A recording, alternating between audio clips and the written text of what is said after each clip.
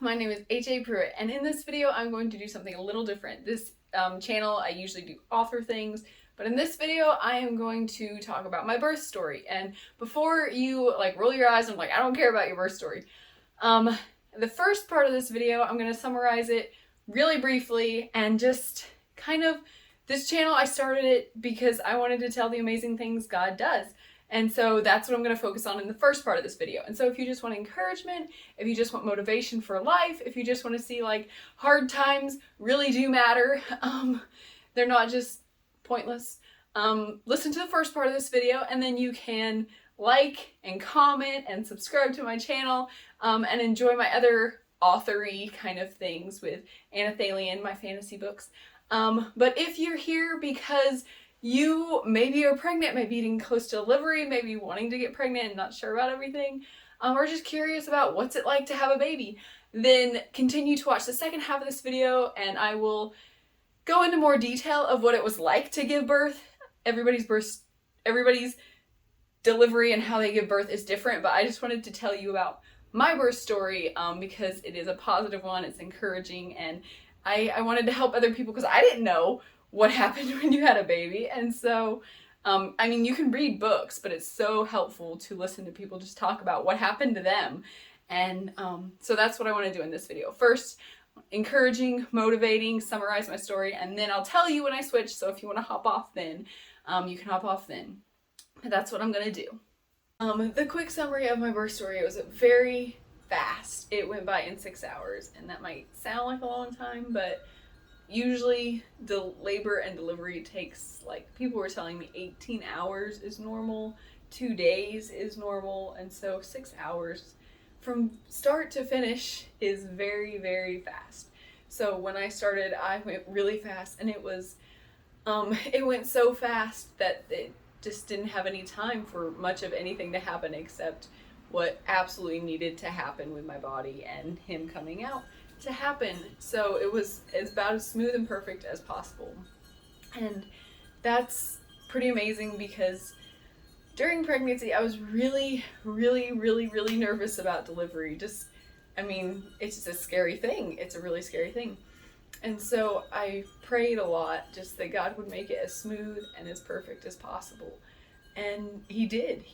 God doesn't always answer our prayers like we want them, and definitely doesn't always make things go perfect like we want. But just the fact that I knew Eldon being existing at all was a miracle.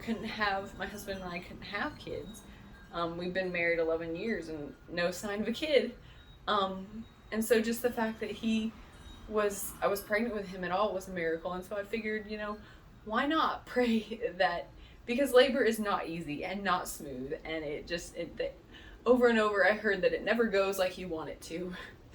And so to pray that kind of felt like asking God to do something for me that was extra special. But I thought about it and I'm like, if God can make the impossible happen with Eldon being existing at all, why not? Why not pray that? I was totally okay if God didn't make the perfect ideal situation happen, but I just knew he could, and so I prayed it. And so that's kind of the first lesson from my birth story that I think anybody can benefit from. Don't be afraid to pray whatever you think. If God can do it, why not pray it? If God can heal anybody, why not pray that he'll heal someone even if it looks like impossible for them to get better? Why not pray it? If you believe that God can do it, and he can do anything is possible with God. So don't be afraid to pray. And the second thing that I want to tell you about my birth story that I think everybody can relate to is while I was pregnant, for no individual person's fault, I had a bad experience with doctors. It was the timing was just terrible. All the doctors, when I first got pregnant, started going to the doctor, all the doctors quit or retired or got fired all at once. And so there were no doctors. And so they got a new doctor. I won't go into it, but I was bounced around between 6 doctors at our hospital.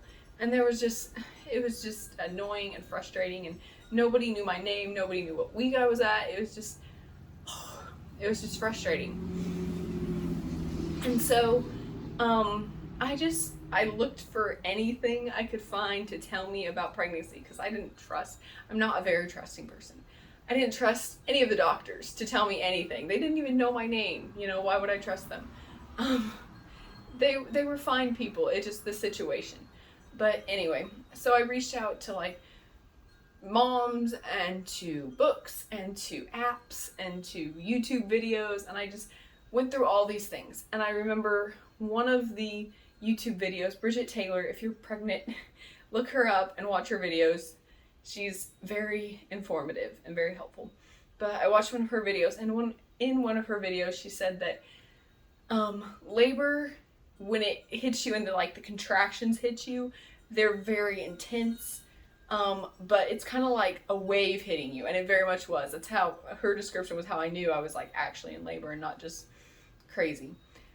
She said it's like a wave hits you, like this just overwhelming thing comes over you. And she said, think about it like if you tried to fight this thing that's coming over you and doing what it's supposed to be doing to get the baby out. If you fight anything in your life that's supposed to be happening for a goal to happen, you're not going to get to your goal. You're just going to wear yourself out fighting. And so she said, think about it like that. If you were fighting in the water, you don't want to do that. You don't want to fight the contraction. You don't want to tense up against it. She said, it's hard, but just relax. That pain's going to come over you. That intense, deep ache is going to just squeeze you, but just relax. Just relax and let it roll over you. And that was like the one thing I kept in my mind when I was having the contractions, and it helped so much. And after I gave birth and kind of thought about it and how like that was the one thing that actually, that was the only thing I could do. It just all happened so fast and so quick, and I just focused on breathing and just relaxing. I think breathe and relax were the two words I could say. Breathe and relax. And I thought about how that's like a lot of the time in life when we come up with these situations and we don't like them and they're hard, and we just like tense up against them and we fight them and we try our hardest to just not go with it. Whatever God gives us, we just try to fight it so hard, and we all do that so much more than we probably even know. But that doesn't get us anywhere. Fighting God and fighting the situations He gives us just makes life a lot harder. And so the opposite of that, like I tried to just focus on relaxing and breathing. And when we do that in real life, whenever we don't fight God, whenever we don't fight the situations that come up in our life, but when we just, through all the breathing and relaxing, I was praying, just like, God help me. I couldn't pray a whole lot, just like, God help me over and over again. But when we just like focus on God and focus on,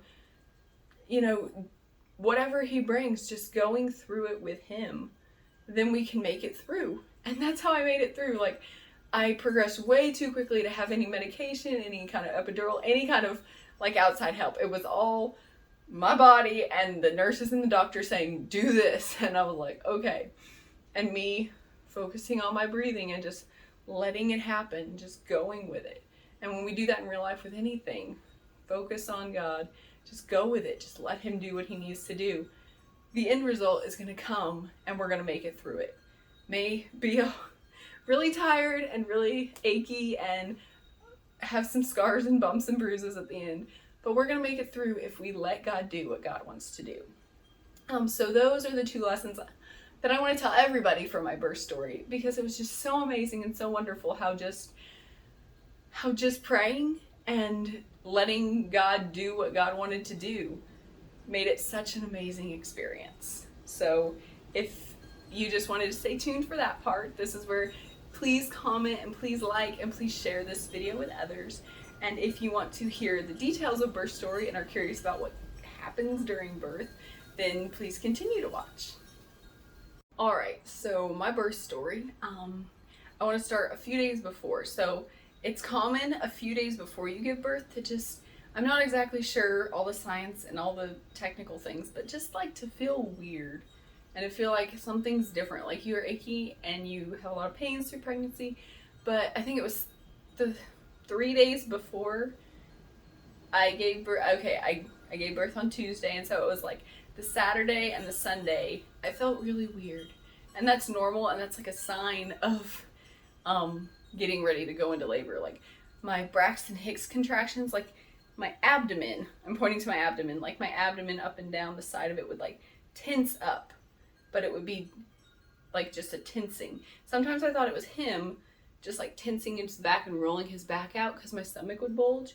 And so if you're feeling a lot of that, and just like it felt like my pelvic bones were like splitting apart even more than usual. They had felt like that all pregnancy, but even more than usual. If you start to feel just weird and all these things like happening in your body, and I lost my mucus plug, and I lost more, and I lost more, and I lost more of my mucus plug. If you notice those things start happening, you may be getting close to going into labor. But then the Monday, the day right before, I felt fine, like nothing was going on. And I've heard a lot of women say that they'll feel really bad, but then there's one day they just feel fine, and that's the day they go into labor. And I do remember Monday night when I went to bed, I told my husband, I feel like I have a cramp, like a menstrual cramp. But it wasn't bad, and so I just went to sleep. And then 3:30 on Tuesday morning, a.m., I woke up because a cramp woke me up, and I thought it was just like a cramp because I had been getting those a little bit on and off, and it was just kind of normal, and I didn't think a lot about it. And so I kind of rolled over and just kind of held my stomach with my warm hand, and it went away. But then it came back, and then it went away, and then it came back. And I did that 5 times, and I was like, is this like, am I like going into labor? Are these what contractions feel like? Because I had read they feel like menstrual cramps, and it's like from one hip bone to the other across, and it's just like this tensing up. It's like this deep, achy pain. It's like the worst menstrual cramp you ever had. And it would last a little bit, and I'd breathe in 4 counts, breathe out 6 counts, and I just breathed through it and relaxed. And they weren't that bad at that point. And they would come, I don't know, I wasn't timing it at that point. So they would come and they go, and then they like stopped. And so I rolled over, and I felt I was kind of hungry. And so I was like, okay. So I asked my husband to get me some milk, and he did. And I didn't want to tell him because I didn't want it to be false labor, because I've heard people feeling those contractions and then it not actually being the real thing, and I didn't want that. But I told him, I'm like, I think I'm having contractions. I don't want to keep you up. And of course, he was awake then. So he started timing them and, walking me through them, like, breathe, breathe, relax, relax. And so we laid in bed and he timed them, and they were like lasting a minute or 2 each, and they were anywhere from 7 to 2 minutes apart. And I would have just laid there until probably he came out. But my husband was like, we need to go to the hospital. We need to go to the hospital. They're getting too close together. And he was like so excited. And so he got out of bed and he's like, pack in all the things we need to pack and getting ready. And I'm like, I can't remember. I wanted to eat breakfast. And so he got my breakfast ready. And by the time I was eating breakfast, like, they were predictably coming 2 minutes apart. And they were getting stronger and stronger and stronger. I would just like drop to my knees and just rest my arms on the couch and rest my knees on the floor and just like breathe, because that's all you could do. They just bring you to your knees. The contractions really hurt. And so I ate as much as I could, but I started feeling nauseous. And so we just put the rest in the fridge and put my bread in a bag, and we went to the hospital. And by the time we got to the hospital, I was feeling them really strong. And so they took me to a room and they put a monitor on me, and they said, well, they're not, we don't really see much happening right now. And so we'll let the morning shift come. It was like 5 a.m. by then. We'll let the morning shift come, and the morning shift will check your contractions. They put that strap on me, and I was like, okay. And so they just left me and my husband in the room together, and I rolled on my side, and I had a rolled up blanket, and I put that between my legs because it just felt like my hips were coming apart. I mean, it's just painful, and having that between my knees helped a lot to just not hurt so much. But they were getting to where I was just like moaning and groaning in pain. They were getting really intense, and they were predictably coming, but the monitor didn't say anything. Like, I was looking at it and I felt really bad because it looked like I wasn't having contractions at all. So, you'll be hooked up to a machine when you give birth, and it'll show your contractions, but the nurses weren't worried. And, so 7 a.m. came around, and I was just, they were tough. And so then the day shift came, and when the day shift came, they checked me, and when they had checked me at 5, they said I was dilated to 2 centimeters. And that wasn't enough to even admit me to the hospital. And so they checked me at 7, and it gets a little blurry because the pain, just like everything becomes a blur. And so I'm going to try and tell you best I can. But I think at 7 was when they checked me, and they said that I was like 8 centimeters. And 10 is where you need to push to have the baby.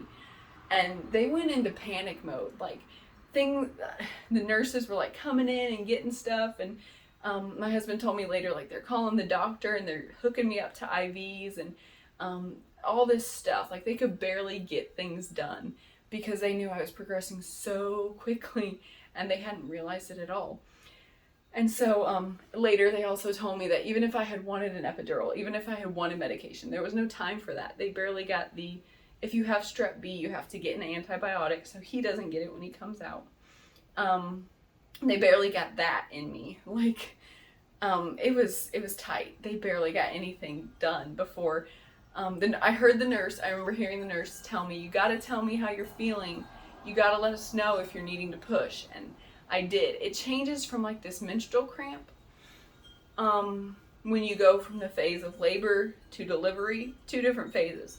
And when you transition, the cramps kind of stop, and you start feeling just like my whole body would shake, and it was like it was just trying to push down. It was the contractions are pain, but the pushing feeling is more like your body is just, you don't have control of it, and your body's just trying to take over and just push down with your abdomen, and you just want to go with it and push with it. And my doctor and nurses coached me through it and told me, I've seen videos that say to breathe while you're pushing, but the doctor told me, and the nurses told me, to put my chin on my chest like that and to hold my breath. They said, pretend like you're jumping in a deep pool of water and hold your breath and use all of your energy to push just with your lower abdomen, not with your legs, not with anything else. And they had my husband on one side of me and a nurse on one side of me,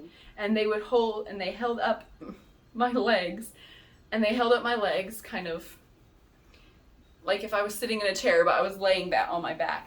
My legs were like at a 90 degree, and they held my legs, and they told me to hold my legs with my hands, and I would pull back, and so my arms would ache and my back would ache. But that's what they had me do when the contraction came, and I would push, use everything I had to push down, and we just kept doing that every time the urge came. And it was kind of like the contractions. It'll come every minute, every 2 minutes. I don't know. I wasn't timing it. I was just breathing. And so when the urge comes, you push. And the nurses would be yelling, come on, you can do it. My husband would tell me, you're so close, And the doctor was just very calm and would just watch. He was doing something. He was like using his fingers to open me up even more. And you may have heard it, but you will poop. I pooped so much, and I felt it. And I know at one point I was like, I'm pooping so much. And they're like, it's okay, don't worry about it. But you probably will, because those are the muscles. Those are the same muscles you're going to use to push. The nurse told me, if you've got anything in there, it needs to come out so he can come out more room.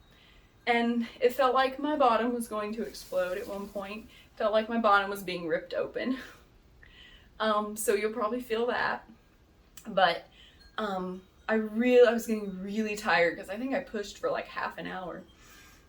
Pushed a bunch. And so I was getting really tired.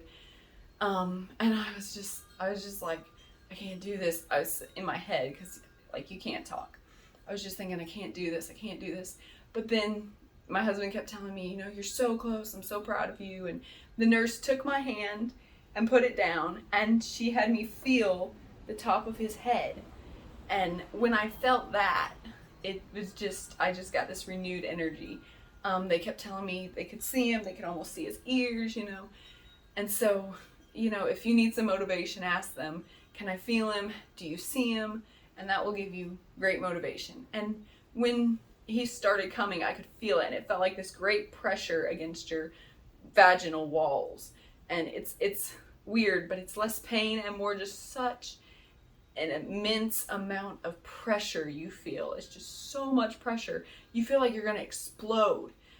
And it just feels like there's so much pressure for his head to come out. His head's this big, so much pressure pushing against this part of you that has never been pushed to this limit. Do perineal massage. That will help. I did not tear at all because I did perineal massage and I was ready for that. But it felt like I was gonna explode. And I remember this like burning, like the ring of fire people talk about. It really is. You feel like it's burning. I felt this burning, and then I felt like this awful, awful, awful pain all of a sudden. And then it was like, whoop, and he came out, and he just, like, once his head gets past the big part, it just, whoop, he just like comes out, and it's just like, and it's all gone. It's just all gone. And then they put him on your abdomen. If his cord's not too long, his cord wasn't long, so they just had him on my abdomen. And the nurses like unbutton your gown so they can put him on your chest, skin to skin. And I felt, I'm not sure if I remember feeling the placenta or not, but I was told it came out, and it's, you know, the babies come out already, so you don't feel the placenta very much. And then they cut the cord, they clamped the cord and cut the cord. They let my husband do that. And then I don't know. I don't remember anything besides them saying I didn't tear, and then him being on my chest. And like, you don't care about anything. You're just so amazed that there's this little human that was inside you for 9 months is now like here. And so it's an amazing thing. That is my birth story, and all that happened in 6 hours. That, like I said, it seems like a long time, but it just flew by because the pain just makes everything a blur. And then him, when he comes out, when your baby comes out, everything's just like, you don't know what's going on. You're just looking at your baby and you're amazed. So if you have any other questions about what happens during birth, I probably missed some stuff, please ask. It's a weird, amazing, strange, wonderful, awful thing.